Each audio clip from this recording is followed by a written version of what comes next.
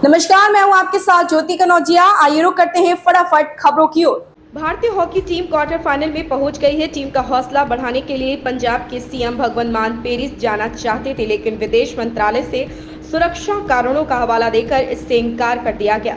पंजाब के मुख्यमंत्री भगवंत मान सिंह ओलंपिक मैच में हॉकी खिलाड़ियों का हौसला बढ़ाने नहीं जा पाएंगे। केंद्र सरकार ने इसकी मंजूरी देने से इनकार कर दिया। भारतीय हॉकी टीम ऑस्ट्रेलिया को हराकर क्वार्टर फाइनल में पहुंच गई और सीएम मान क्वार्टर फाइनल देखने के लिए पेरिस जाना चाहते थे।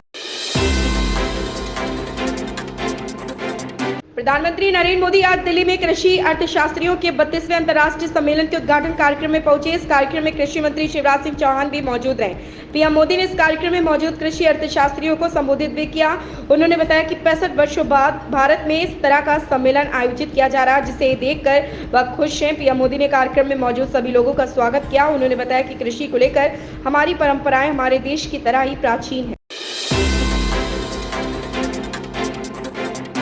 सामाजिक न्याय और अधिकारिता राज्य मंत्री अठावले ने कहा कि SC/ST के लिए आरक्षण जाति पर आधारित SC और ST के आरक्षण में क्रीमी लेयर के प्रावधान लागू करने के किसी भी कदम का RPI कड़ा विरोध करेगी। SC/ST आरक्षण से क्रीमी लेयर को लेकर आए सुप्रीम कोर्ट के फैसले के बाद केंद्रीय मंत्री रामदास अठावले ने अपनी प्रतिक्रिया दी। अठावले ने कहा कि SC/ST वर्ग की जातियों का उप वर्गीकरण किया जाना चाहिए। आशा किरण शेल्टर होम में हुई मौतों को लेकर भाजपा नेताओं ने आम आदमी पार्टी पर निशाना साधा। वहीं इस मामले में मंत्री आतिशी ने जनवरी 2024 से ACS राजस्व को मजिस्ट्रेट जांच शुरू करने और 48 घंटे के भीतर रिपोर्ट देने का निर्देश दिया। राजधानी दिल्ली के रोहिणी इलाके में बने आशा किरण शेल्टर होम में 14 लोगों की मौतें हो गई।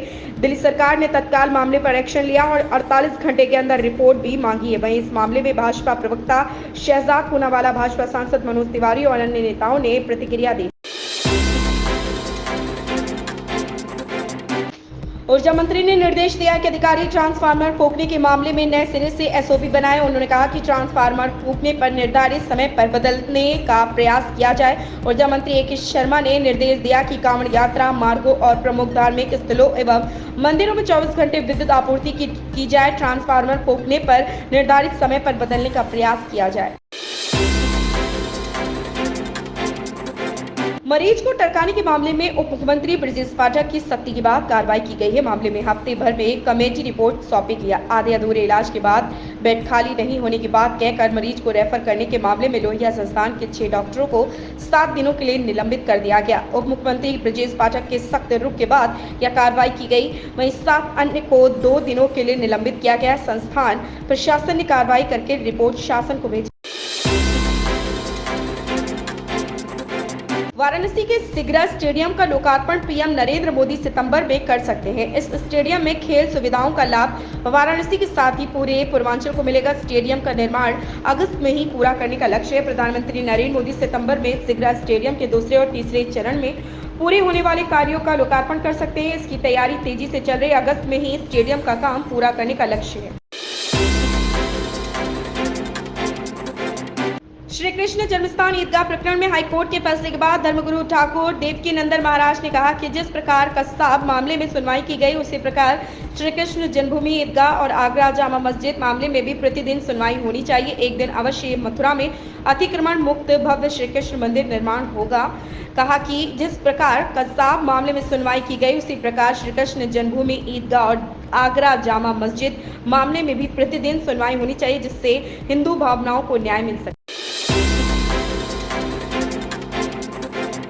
यूपी के उप मुख्यमंत्री केशव प्रसाद मौर्य ने काशी विश्वनाथ मंदिर जाकर दर्शन पूजन किया। इसके बाद उन्होंने विपक्ष पर जमकर निशाना साधा।